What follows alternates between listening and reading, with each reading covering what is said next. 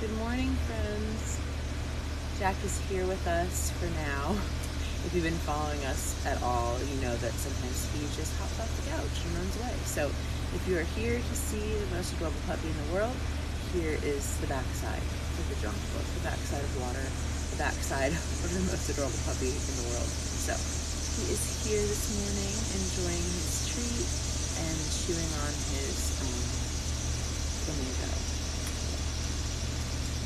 So, for those of you that were asking, we did just weigh Jack. He is 4 months old and 52 pounds. So he's going to be a big boy. So, thank you for being with us here. It is Tuesday. I have my youngest, Dawn, me, and Jack. There you go, my youngest, Dawn. So, today's Tuesday. We are moving on Thursday. So, our lives are a little bit upside down crazy right now. We are living with tons of boxes everywhere, and my voice sounds exhausted because I absolutely am. Packing up your entire house is not easy. So if you think about us, we are making it through, but it's not easy to pack up your entire house. So Thursday is D-Day. Yay. We should be able to move out and move in on the same day. So there's a huge answer to prayer since we got out of our place, found a place, and we should be able to do both. So hold on, bro. There you go. Jack. Ooh, there you go. So thank you for being here. Today we are reading Job 21 through 23. So only a couple chapters today. If you have not been following along, or you're like, what the heck are you talking about? About 9 days ago, I felt like I should start reading the Bible. I didn't want to. I threw a fit. I argued. I cried. I really didn't want to do it. Hence, this is being called imperfect obedience. So here I am, and we are reading our way through, and I'm very, very glad that you're here with me so that I'm not doing it by myself. So thank you for joining us, even if it's just to see Jack's cute face for a minute. Thank you for hanging out and making me feel like a little bit less of a weirdo reading the Bible on TikTok. So today, if we are going to follow our whole entire Bible in a year, Bible in 365, then we're going to do Job 21 through 23. So if you haven't been following along, Job's actually a very timely book with everything that's going on with COVID. It definitely feels like he could be living right now. And the things that he's saying are crazy. Yesterday, he was lamenting how awful his life is, and one of the things he listed was his bad breath. So, Bible knowledge you didn't know, right? What's up? Can I flip this over? Yeah. You can unclip them, as long as you're watching. No, unclip them and then put it over, then clip them again. Yeah, of course. Sorry. So, yes, good morning. Thank you for being here. So yeah, if you are struggling in COVID and feeling hopeless, Job is definitely a good book to read. Well, I think. I mean, so far, Job has only gotten everything in his entire life taken away from him and complained. So I think it's a good book to read. I'm excited for the end where God redeems all of it, because right now it just feels like COVID. So we are reading Job 21 through 23 today. Thank you for joining us. So yeah, the amazing thing is that from what I know, it should be a redemption story that would make everything that we're going through in the world right now feel a little tiny bit less scary, right? Because Job lost everything, and God still came back and redeemed his story. So I am going to start 21 through 23. Okay. So then Job spoke again. Listen closely to what I'm saying. You can console me by listening to me. Bear with me and let me speak. After I've spoken, you may mock me. My complaint is with God, not with people. No wonder I'm so impatient. Look at me and be stunned. Put your hand over your mouth in shock. When I think about what I'm saying, I shudder. My body trembles. The truth is, the wicked live to a good old age. They grow old and wealthy. They live to see their children grow to maturity, and they enjoy their grandchildren. Their homes are safe from every fear, and God does not punish them. Their bulls never fail to breed. Their cows bear calves without miscarriage. Their children skip about like lambs in a flock of sheep, and they sing the tambourine and harp. They make merry to the sound of the flute, and they spend their days in prosperity. and they go down to the grave in peace. All this, even though they say to God, "Go away, we want no part of you and your ways. Who is the Almighty, and why should we obey him? What good will it do us if we pray?" But their prosperity is not of their own doing, so I will have nothing to do with that kind of thinking. Yet the wicked get away with it time and time again. They rarely have trouble, and God skips them when he distributes sorrow in his anger. Are they driven before the wind like straw? Are they carried away by the storm? Not at all. Well, you say, at least God will punish their children. But I say that God should punish the ones who sin, not their children. Let them feel their own penalty. Let their own eyes see their destruction. Let them drink deeply of the anger of the Almighty. For when they're dead, they will not care what happens to their family. But who can teach a lesson to God, the supreme judge? One person dies in prosperity and security, the very picture of good health. Another person dies in bitter poverty, never having tasted the good life. Both alike are buried in the same dust, both eaten by the same worms. Look, I know your thoughts. I know the schemes you plot against me. You will tell me of rich and wicked people who came to disaster because of their sins. But I tell you to ask those who have been around, and they can tell you the truth. Evil people are spared in times of calamity and are allowed to escape. No one rebukes them openly, and no one repays them for what they've done. When they're carried to the grave, an honor guard keeps watch at their tomb, and a great funeral procession goes to the cemetery. Many pay their respects as the body is laid to rest, and the earth gives sweet repose. How can you comfort me? All of your explanations are wrong. Have you guys ever thought that?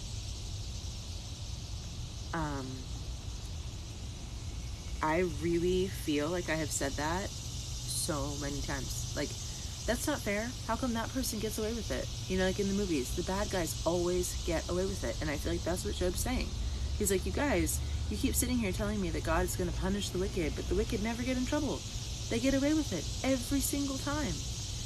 And I don't know that he's wrong. I think the trouble is, like, one of the things I struggle with a ton is comparison. Like, well, that's not fair, and my kids do it all the time too. Kids do it constantly. How come he gets to do it? How come I don't? How come they get more screen time? How come I have to go to bed early? You know, like, it's constant comparison. And the bottom line is we don't know what happens when somebody else is standing in judgment. We can't. We can only be responsible for our part of the story, and that's hard, right? Like, Job's like, you guys are not making me feel better. And I can't say that I blame him. Cash is in the bush. Jack. The dog is in the bush. That's why he's disappeared. Our dog loves to dig, and that boy loves him some bushes. So there's a tree like right here, and Fawn just said he's in the bush. Your mom. So his butt is sticking out. Only his butt is sticking out of the bush. That'd be a sight to see, wouldn't it? All right, so that was chapter 21. Let's move on to chapter 22, since we only have 3 chapters today. Yeah, come in. This is Eliphaz's response to Job. So Eliphaz the Temanite replied, "Can a person's actions be of benefit to God? Can even a wise person be helpful to him? Is it any pleasure to the Almighty if you're righteous? And would it gain it to him if you were perfect? It is because of your reverence for him that he accuses and judges you? Not at all. It is because of your wickedness. Your guilt has no limit. For example, you must have lent money to your friend and then kept the clothing he gave you as a pledge. Yes, you stripped him to the bone. You must have refused water for the thirsty and food for the hungry. After all, you think the land belongs to the powerful and those who are privileged to have a right to it. You must have sent widows away without helping them and crushed the strength of orphans. That's why you're surrounded by traps and sudden fears. And that's why you can't see the darkness and the waves of water cover you. God is so great, higher than the heavens, higher than the furthest stars. But you reply, that's why God can't see what I'm doing. How can he judge through the thick darkness? For thick clouds swirl about him and he cannot see us. He's way up there walking on the vault of heaven. Will you continue on the old paths where evil people have walked? They were snatched away in the prime of life, and their foundations of their lives were washed away forever. For they said to God, leave us alone. What can the Almighty do for us? But they forgot that he'd filled their homes with good things, and now I have nothing to do with that kind of thinking. Now the righteous will be happy to see the wicked destroyed, and the innocent will laugh them to scorn. They will say, surely our enemies have been destroyed. The last of them have been consumed in the fire. Stop quarreling with God. If you agree with him, you'll have peace at last, and things will go well for you. Listen to his instructions and store them in your heart. If you return to the Almighty and clean up your life, you'll be restored. Give up your lust for money and throw your precious gold into the river. Then the Almighty himself will be your treasure, and he'll be your precious silver. Then you will delight yourself in the Almighty and look up to God. You will pray to him, and he will hear you, and you will fulfill your vows to him. Whatever you decide to do will be accomplished, and the light will shine on the road ahead of you. If someone is brought low, you say, help him up. God will save the downcast, and even the sinners will be rescued by your pure hands. Okay, so that was chapter 22. Mom, Good morning. What, babe? Jack's laying down. Well, why don't you go grab him and see if you can get him to come back over here. So chapter 22 is interesting because it's another one of those responses to Job, right? Like Job saying, this is how I feel, and his friends keep responding. But I think the problem is that it doesn't seem like they're really listening to how he feels. Like back then, they thought, you know, if you are being punished, you did something. Like you must have done something. You didn't help a widow, you didn't feed someone. And Job's like, guys, you're not listening to me. Like I didn't do that. I was good and I did listen, and I feel like God's turned his back on me. Do not want to run away from me. Don't.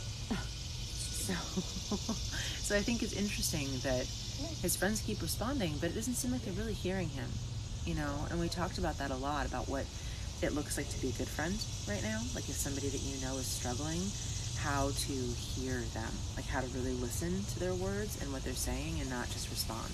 Because how often do we do that, right? We're like, yeah, here's what you need. And it isn't always what people need. Come here, bro. Thanks, Mom. Come here. Oh, good. There's that good boy. Hi.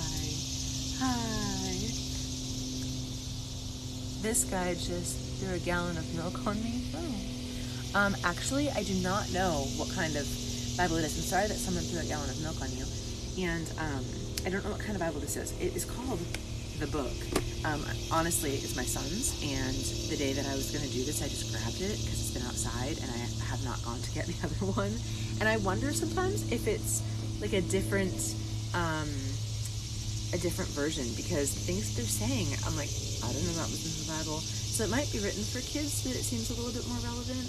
Usually I read an NIV, and it doesn't seem NIV. How dare you? That's awesome. That is an awesome joke. I might have to use that. I was like, what are you talking about? Someone threw a gallon of milk on you. Hey, are you, like, do you want to get down? Do you want to say goodbye to everybody and get down? Because you're acting like one of my children that doesn't want to be around me. Get down. Look. You say hi? Hey, Jack, let me. Say hi. Or hang out with Mom. Let me. Come on. That was awesome. Thank you for making my my morning. How dare you? Do you get that joke? What? He said somebody threw a gallon of milk on him. Yeah. And then he said, how dare he? Like, how dare he? But dairy is milk. Oh. I'm sorry. I really like cheesy jokes, and that made me laugh. Thank you. Thank you for Hey, that. Mom. What? Did you say that in comments? Yeah. Oh. Yeah. He's telling me a joke. That was hilarious. Okay. So, we only have one more chapter, guys. And then I need to go take some Tylenol because I have a headache. You did make me laugh, and I loved it. Thank you. Yeah, I've been, like, crazy out of my mind packing, and I didn't sleep long enough last night, so I have got a headache you wouldn't believe. Mom. So, Jack is now laying down. There's the cutest dog in the world. And we are going to finish chapter 23 and go get that medicine, right? Can I just look at it right now? If you want to, I would love that. Where is it? In the cabinet, like by the coffee machine. What does it say on it? Ibuprofen. Thank you. That's my little guy. My youngest. He's like my heart and a body. He's going to get me medicine because I just said I had a headache. Seriously. Sweetest kid ever. Okay. Let's finish chapter 23. Are we ready? So, I guess if you guys have been listening, you might have realized that there's a pattern here. Job talks, his friends talk. Job talks, his friends talk. So since his friend just talked, it's Job's turn. So chapter 23 is Job's 8th speech. 8. Job spoke again. My complaint today is still a bitter one, and I try hard not to groan aloud. If only I knew where to find God, I would go to his throne and talk with him there. I would lay out my case and present my arguments. Then I would listen to his reply and understand what he says to me. Would he merely argue with me in his greatness? No, he would give me a fair hearing.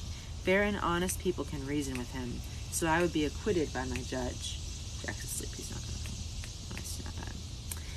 I go east, but he is not there. I go west, but I cannot find him.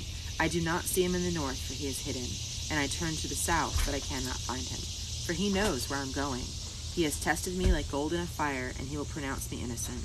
For I have stayed in God's path. I have followed his ways and not turned aside. I have not departed from his commands, but have treasured his word in my heart. Nevertheless, his mind concerning me remains unchanged, and who can turn him from his purposes? Whatever he wants to do, he does. So he will do for me all he has planned, because he controls my destiny. No wonder I am so terrified in his presence. When I think of it, terror grips me. God has made my heart faint, and the Almighty has terrified me. Darkness is all around me, thick, impenetrable darkness everywhere. Yeah, I don't know what version this is, friend, but wow. Yeah. Thick, impenetrable darkness is everywhere. I wouldn't think that that would have been from the Bible if somebody had read it to me, but it is such a strong, powerful description. Thank you so much, babe. Like we've said a million times, if we think about the things that are going on in the world right now and how scary that is, I guess I shouldn't be taking medicine live on TikTok. It does feel like thick, impenetrable darkness, doesn't it? So I guess while I'm taking this Tylenol, what can we do to make it not? What do you guys think?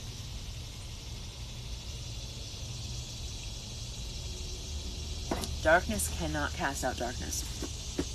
Only light can do that, right? Like if you have a dark room, you can't make it any darker. The only thing that can make it brighter is to let light in. So if we feel like we're surrounded by darkness, then the only way that we're going to get rid of it is to let the light in. And how can we do that? Open a window. Yes, open a window. So how can we do that? Like, that's a metaphor. So how can we do that in our life? Like, if we feel like everything in our life is bad and we're surrounded by darkness, how could we be more kind? How could we make somebody else feel better? How could we let light in? Yeah, he likes laying over there. Are you going to think about that? How can you let light in?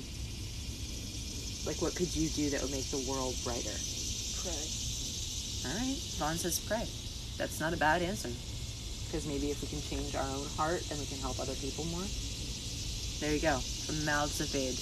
So if you guys have any other ideas, let me know. But pray is not a bad one. So that's how we're going to end for today. Like, seriously, in the comments, if you have questions or thoughts, I would love to hear them so I don't feel like I'm talking to myself. And it's been really nice to have another human out here with me. It's been so great. So, yeah, let me know how you feel about that. We're not in Virginia. We're actually in Pennsylvania. So we're staying in PA. That's where the kids were born, and that's where we're living. But if you're asking about the cicadas, I didn't realize that's what that noise was. And they are out everywhere. So we are in PA. Thank you guys so much for being here. I really appreciated all of your comments and having you around. Yeah. I'm used to the cicadas noise. You're used to that noise? Yeah. It's going to be weird when it's quiet, right? Mm-hmm. Yeah. Aw, love from South Louisiana. That I would love to go to Louisiana. I have not made it there yet. I am a traveler to the nth degree, so I want to go anywhere and everywhere that I haven't been, and Louisiana is on my list. I used to live in Pittsburgh. That's where I grew up. That was my childhood home. I lived in the South Hills, Upper St. Clair. Yeah. I came out here for college, and then I never left, so now it feels like I've been here for way too long. I would love that, seriously. Like, when we make it down, we'll have to go hang out. So, have a fantastic day, guys. I hope that your Tuesday. I will be up to my ears in boxes. Oh, I love Squirrel Hill. Oh, that was so calm. Yeah, I'll be up to my ears in boxes over here, and I know I've said a million times I'm going to get this on YouTube. I swear that I am. I swear. Thank you for being here. I will put the live on YouTube. And we will be back tomorrow with day 10. Yay, we've already made it through 9 days, guys, right? Yay, this is getting a little less weird because we've done it 9 days in a row. So I'm glad that you're here, grateful for you. Have a fantastic day. Anything else you want to say? Bye. Bye. Bye.